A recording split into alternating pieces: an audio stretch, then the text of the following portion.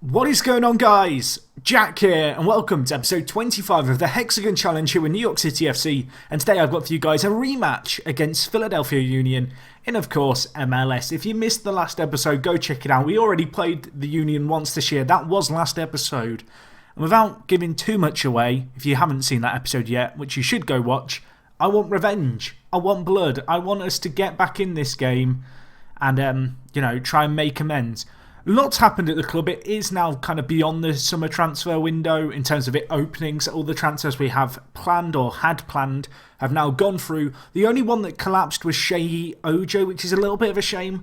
But at the same time, I feel like we've got a really, really strong squad all of a sudden. And actually, it wasn't until players started coming in that I realised just quite how well I think we've done in the transfer window in terms of signing players on senior contracts who aren't being paid an absolute shed ton. You know, they're not on the maximum senior wage of, I think it's $436,000 a year. There's quite a lot that fall below that margin. Either way, let's go through the transfers that have gone through. First one here, Dan Richards, American goalkeeper signed from Waitakere. A little bit of an improvement, I guess, on our current goalkeeper. However, I am looking to maybe get in another goalkeeper at the moment. So keep your eyes peeled. That might be something that we try and do in the remainder of this summer transfer window. The next player on the ins, Paddy McNair, joining us from Bournemouth. Very good centre-back. Can also play centre-mid and kind of defensive mid. Probably more likely than not, he's going to be playing centre-back for us pretty much all the time. Good ball-playing defender as well. You know, good on the ball, good first touch, decent passing as well. Like the look of him, think he's a good addition to the squad. Worth noting his wage is only $338,000 a year too.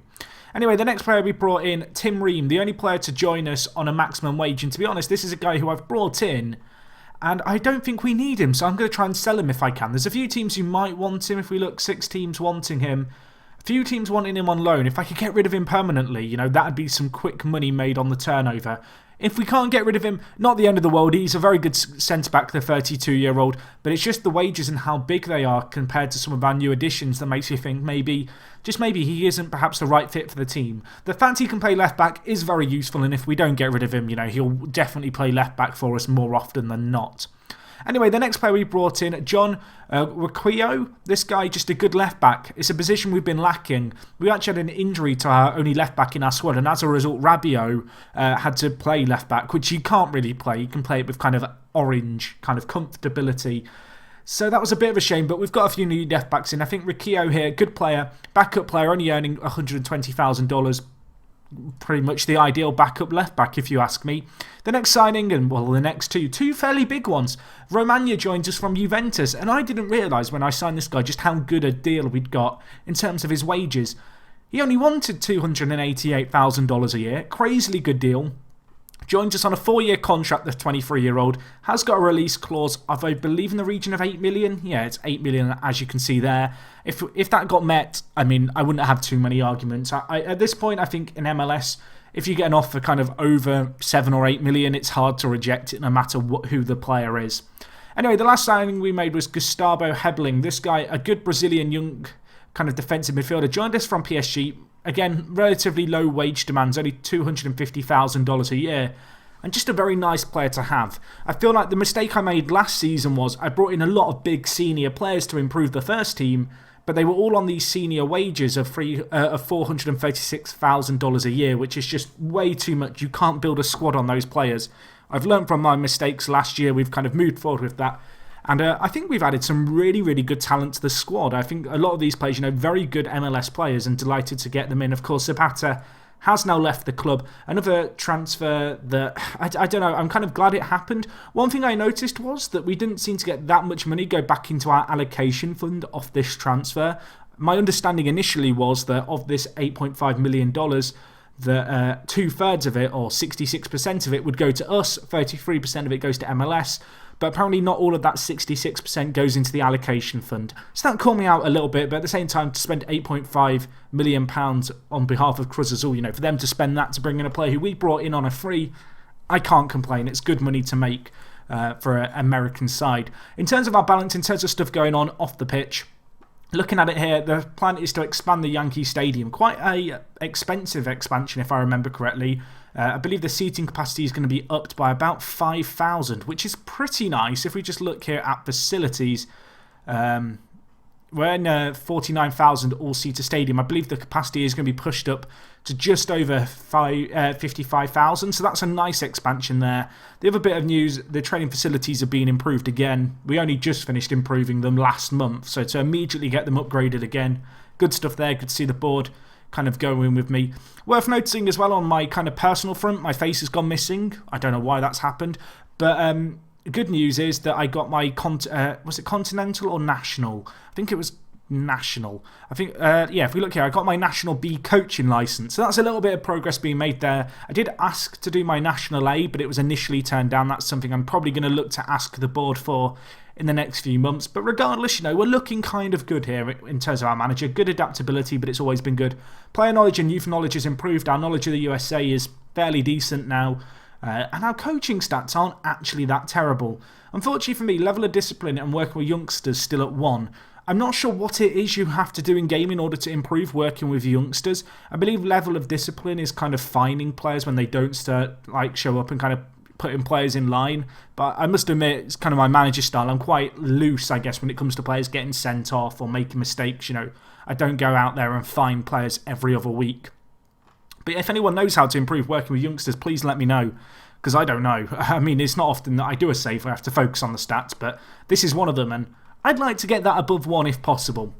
So anyway, that's a bit there. In terms of the transfers, you've seen them. In terms of the tactics, I'm going to go through what I consider to be our best 11 right now. Now, this is the team that I can't play today because of a few injuries. And actually, before we do that, I want to talk about the injuries because there's been a load of them.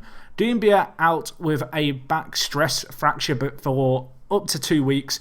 Ramirez has been out for a long period of time as well with fractured ribs. Those two players have been out for pretty much the last month. Elsewhere on the injury front, I mean, you can see... you can't talk. You can see there is still some injuries here, but there's just been, in all honesty, just lots of little injuries. For example, with Del Boy here, if we just look at his injuries, he was out with a damaged heel and a gashed foot. It's just loads of little injuries. Well, there's been a few games where we've really, really struggled just due to lack of players. It's getting a little bit annoying. But of course, we've got some new players in now. For example, Rojas, our only left back, being injured was a real problem. Out with a torn hamstring for 2 to 4 weeks. As I mentioned, it meant that Rabiot had to play left back. Not a position he can particularly play that well, but he made a job there for us and he didn't do too badly. Anyway, as I mentioned, this is what I consider to be my best team now. Now, the thing you'll notice is the fact this isn't our normal 4-2-3-1 because I've changed it slightly. Our normal 4-2-3-1 is this, with wider men. But with Zapata leaving and us not really having an out-and-out left midfielder, I think I'm going to start experimenting with a more narrow 4-2-3-1 like the one you can see here. I think it could suit the players we have. Whether or not it's going to work for us, we'll find out over a period of time. I'm going to experiment with it. I'm going to test it.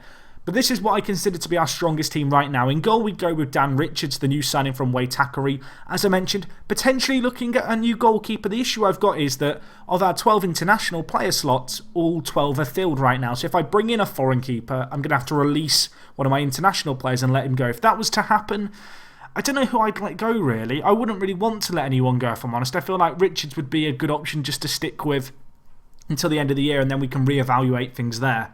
Anyway, our back four, at right back we go with Mutombo, who is unfortunately away for this game. He's on international duty, not back until the kind of middle of the month, really, 2 weeks away. So that's a bit of a shame. He's actually travelling to go on international duty right now.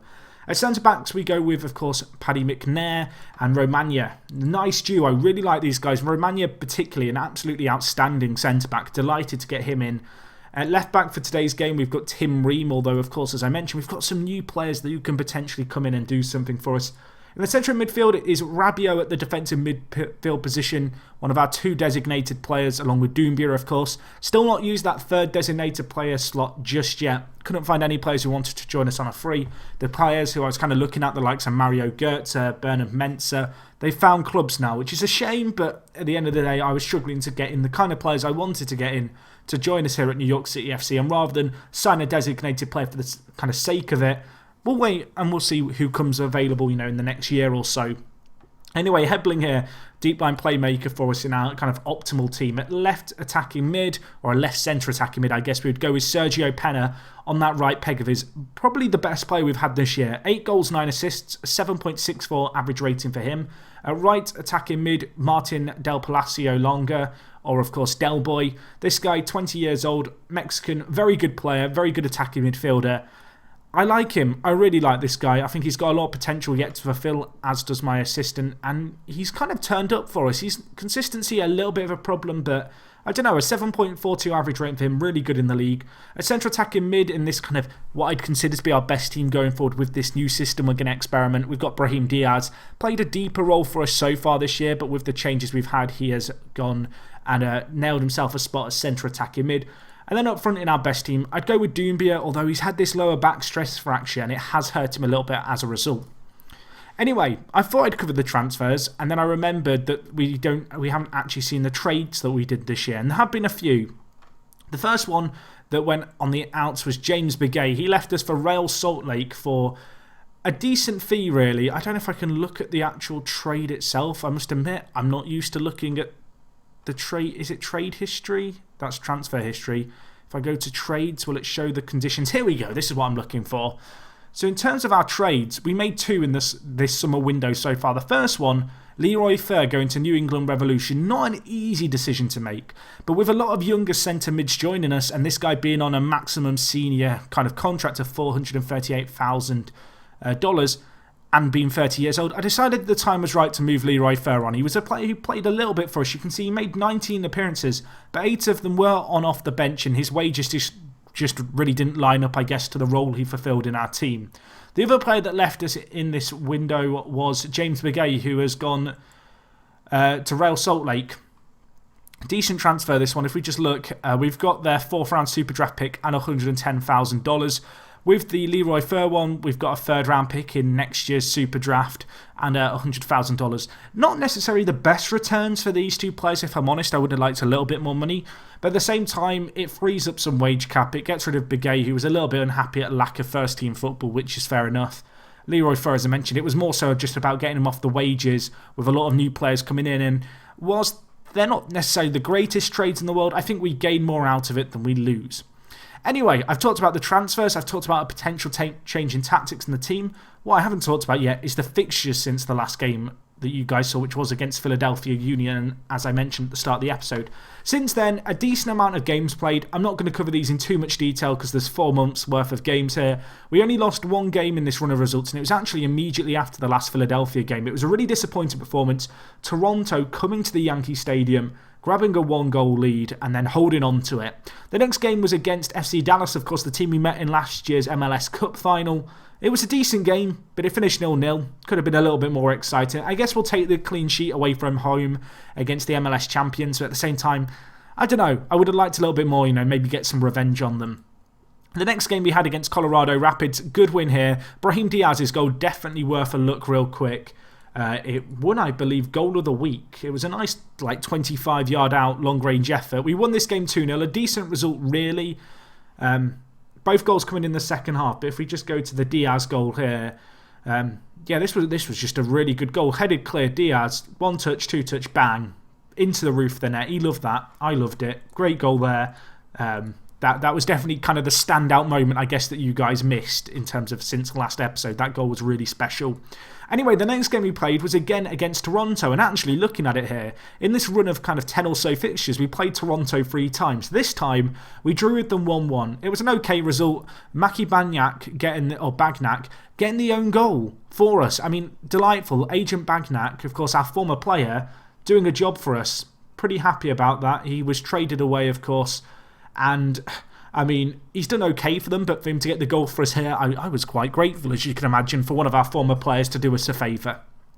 Anyway, the next game against Chicago Fire, 2-0 win there. Josh Noto and Alberto Patino, both former Waitakere men, getting the goals for us.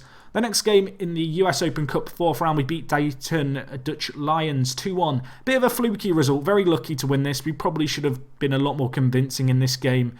But in the end, we'll take away the win that we got, but it could have been a little bit better. The next 2 games, 2 decent wins. The first one against Toronto, who we'd previously lost against and then drawn against. Was delighted to get one over on them. That 2-0 win, definitely a good result.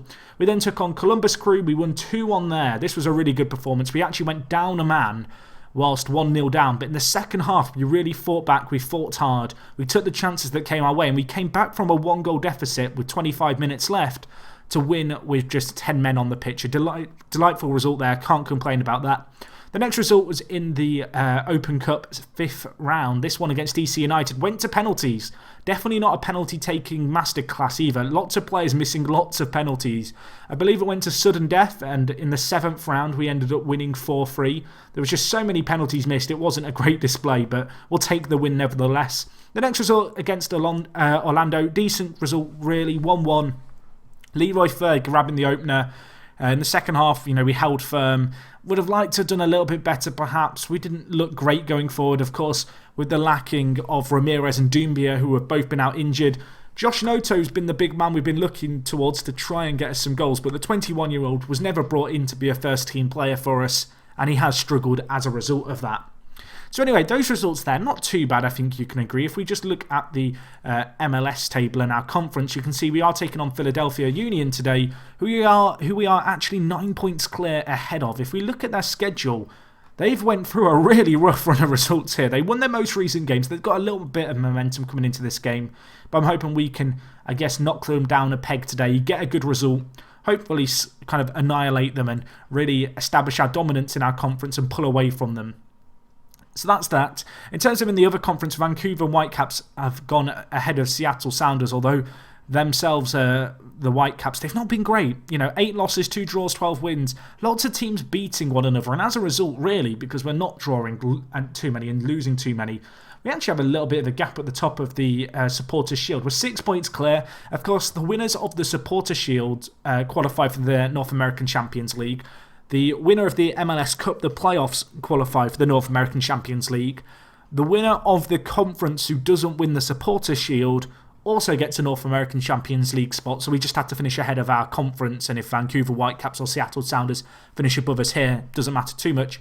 And the other way we can qualify for the North American Champions League is, of course, if we were to win the US Open Cup, which at the moment we are into the quarterfinal of, taking on San Antonio Scorpions, which I hope should be a relatively easy game. If I'm not mistaken, San Antonio Scorpions, a North American Soccer League team. So, yeah, that should be winnable, I hope.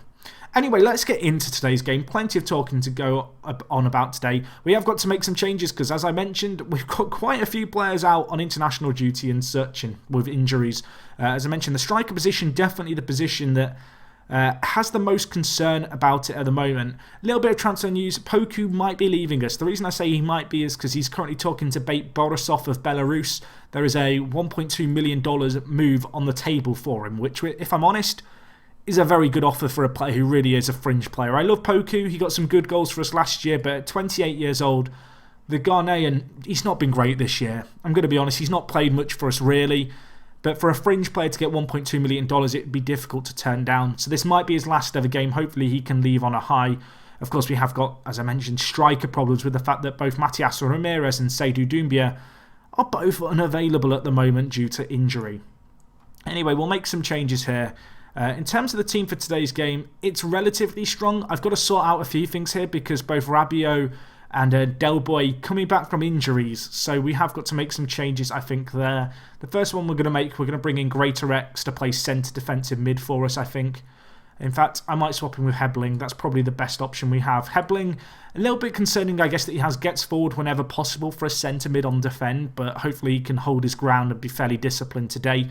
The other change, Del Boy struggling a little bit. We'll bring in Patino for him. Patino definitely had a mark on the team so far. The 20-year-old, probably the best of the Waitakere youngsters we've brought in.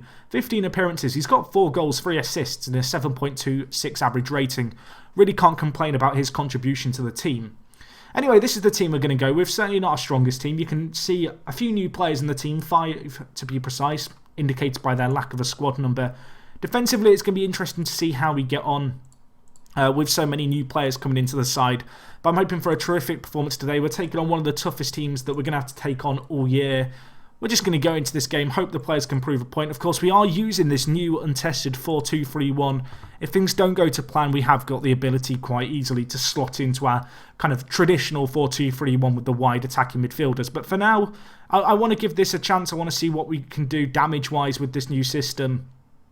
And it's going to be interesting as well for our defence to see how well our new defenders perform. Of course, Dan Richards, a new goalkeeper, Romagna, McNair and Ream also new to the side.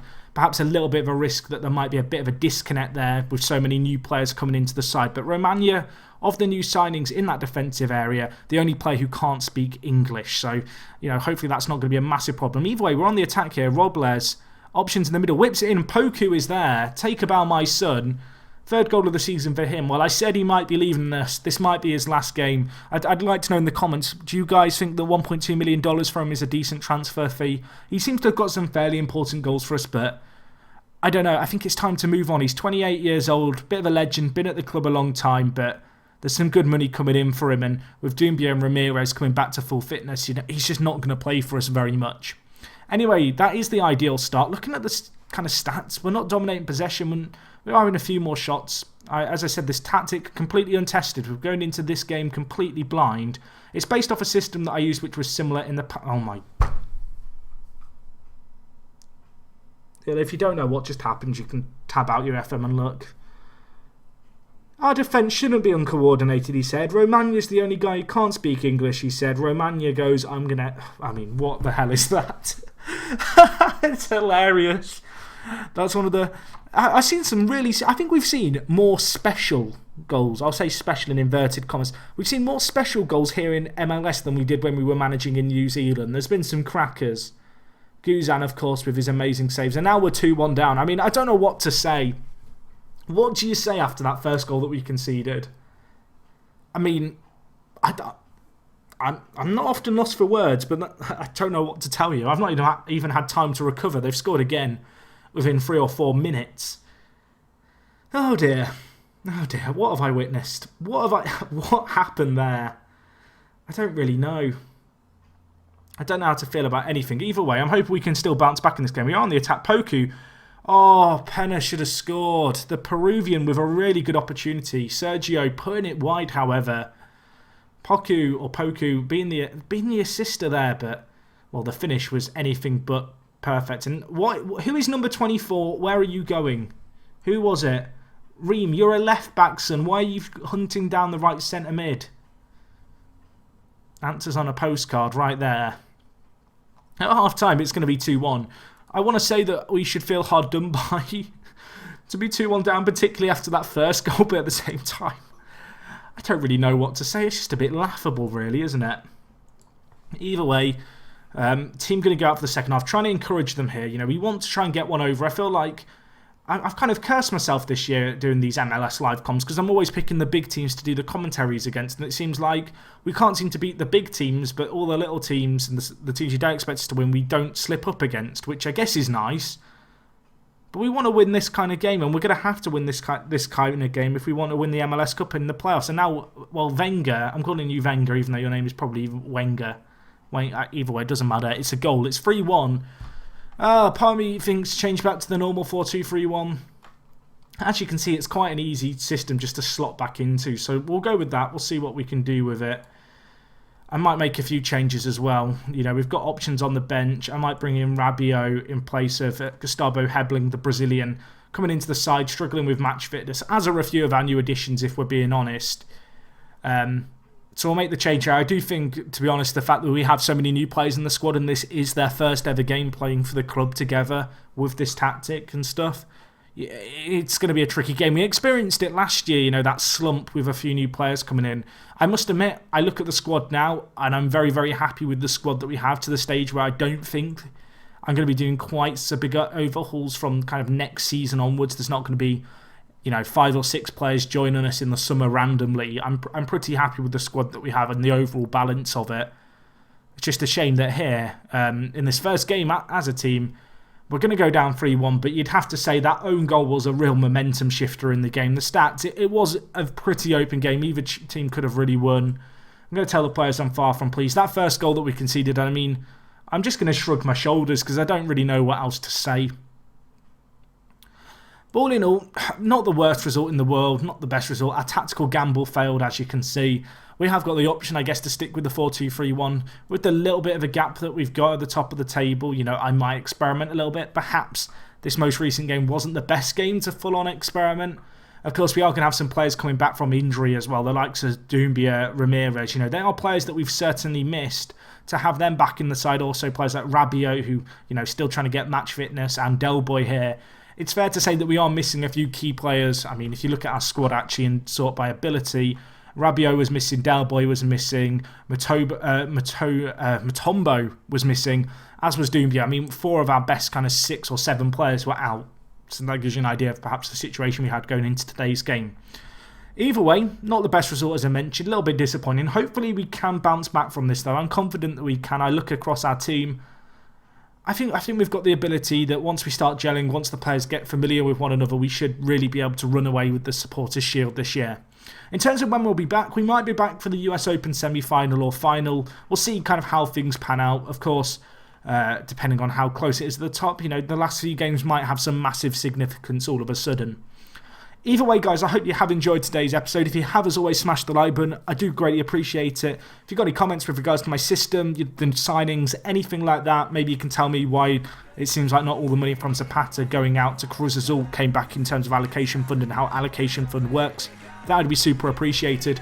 And yeah, other than that, guys, it is me, Jack. Thank you so much for watching, and I will talk to you guys in a bit. I'm out.